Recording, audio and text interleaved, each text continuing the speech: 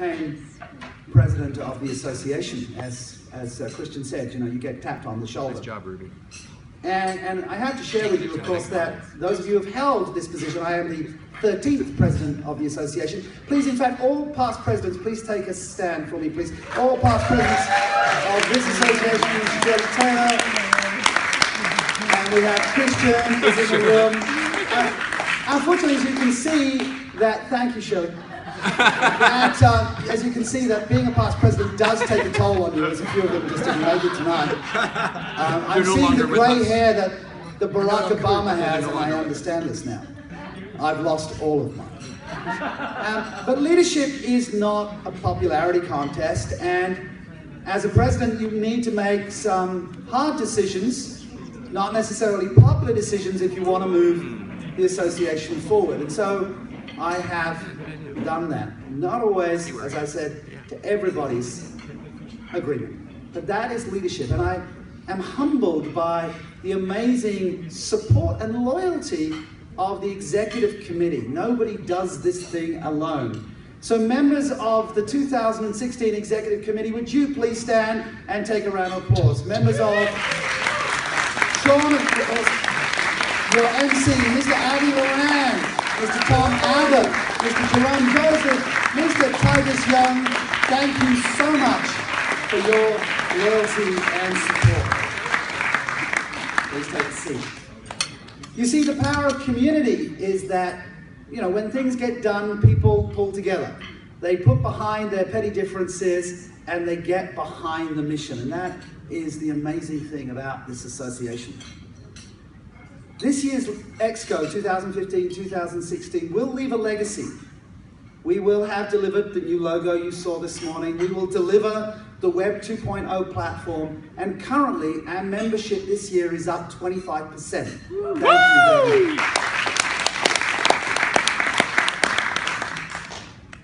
I have become a father. I became a father some 10 years ago with my daughter Tasha, and I have a son, Nathan, who is 8, and I now have a stepdaughter, Lila, who is 13. We have a patchwork family. Some of you know I recently got married. My wife, who is now currently the First Lady,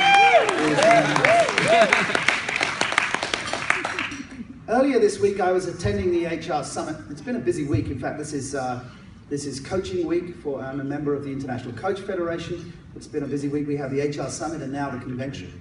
But at speaking at HR Summit, the fortunate part of that is the access to the C-suite. And I got 4 hours with Dr. Marshall Goldsmith, the world's preeminent coach. And I was totally impressed. He's a coach, not a speaker, and yet he delivers a speech, sometimes the most simple ideas in the most profound way. And that is true mastery, when we can strip it all away. And he challenged us to ask our clients and our friends, how can I be better? And from this I extrapolated, and I had a conversation with my son this week. And I said, Nathan, how can I be a better father? And he looked at me and he said, Dad, can you not work so hard?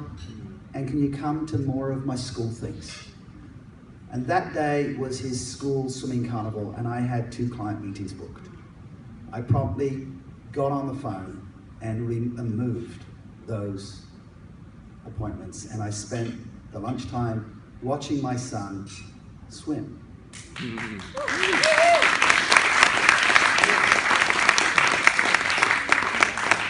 And that is the beauty of being an entrepreneur, because yes, we chase the gigs and yes, we chase the money, but as you heard from Frederick again this morning, he spent 5 months on paternity leave, and that is a choice.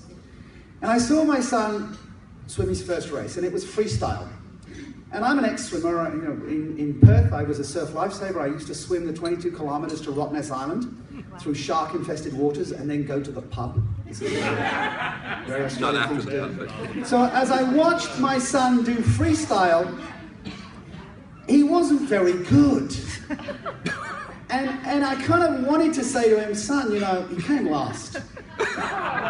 And he was flat. He hit the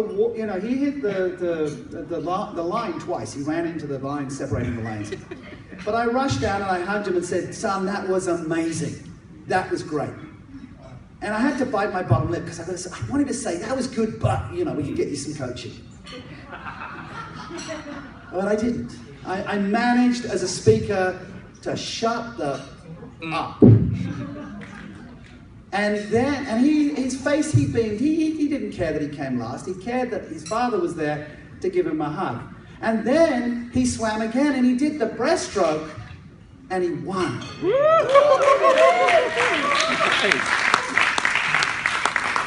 And it just struck me that had I offered criticism, had I judged his first effort, he may not have won the second race. And how often do we judge each other? How often do we say, you could have done that better? You could have spell checked that again. You could have done it better. Instead of saying, good job. And you are here, and you have committed.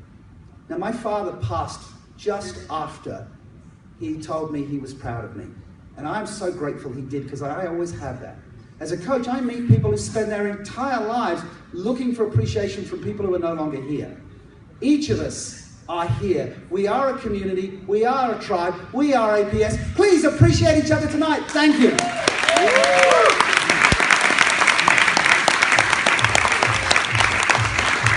Mr. President Andrew Bryan.